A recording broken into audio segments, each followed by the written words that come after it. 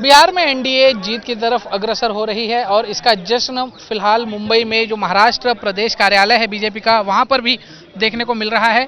महाराष्ट्र के तमाम बीजेपी के बड़े नेता यहां पर मौजूद हैं। जश्न का माहौल है यहां पर, एक तरीके से त्यौहार का रूप इस जगह को फिलहाल आ गया है। हमारे साथ हैं बीजेपी के नेता विक्रांत पाटिल जी। विक्रांत जी, किस तरीके से देखते हैं, जीत की तरफ अग्रसर हैं, लगभग एनडीए की सरकार बन रही है?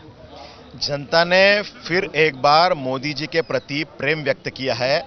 जनता के हृदय में नरेंद्र जी मोदी के प्रति जो प्रेम भावना है, उसी का प्रतीक इस वोट के माध्यम से, इन नतीजों के माध्यम से सामने आया है। विरोधियों ने प्रयास किया, वोट चोरी का एक फेक नैरेटिव सेट करने का प्रयास किया, लेकिन जनता ने दोबारा एक बार जो मैसेज दिया है यह है कि काम करने वाले के पीछे जनता खड़ी होती है।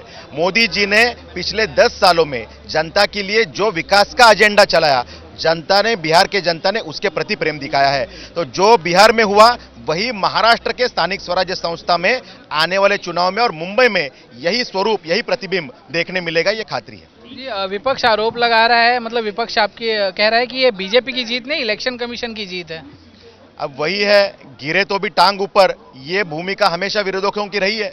हारने के बाद हम क्यों हारे, इसका विश्लेषण करना चाहिए, लेकिन वो करने के बजाय ये विरोधक हमेशा एक फेक नैरेटिव चलाने का प्रयास करते हैं और उसका नतीजा उन्हें भुगतना पड़ता है। अब तो सुधरे।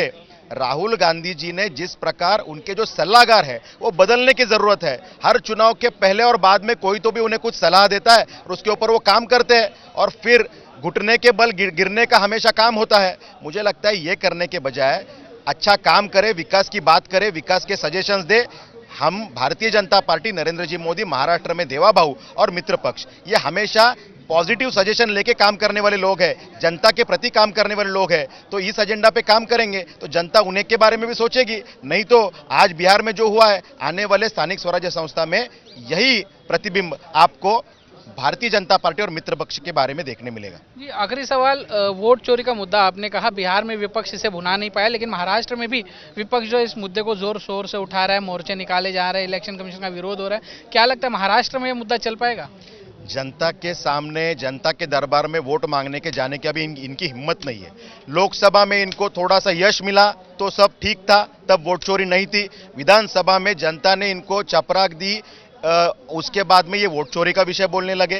तो एक फेक नैरेटिव सेट करने का प्रयास है। उनको पता है चुनाव में हम जीत नहीं सकते, तो चुनाव आगे कर सकते हैं क्या, लोगों के मन में संभ्रम तैयार कर सकते हैं क्या, ये प्रयास उनका है। लेकिन जनता सतर्क है, जनता को सब समझता है और जनता ने बिहार में जो किया वही भारतीय जनता पार्टी के प्रति विजय की मालिका आगे भी महाराष्ट्र में कायम रहेगी।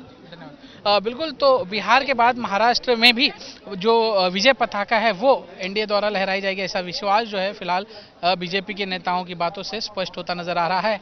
कैमरामैन सिद्धेश के साथ दीपेश त्रिपाठी, मुंबई आज तक।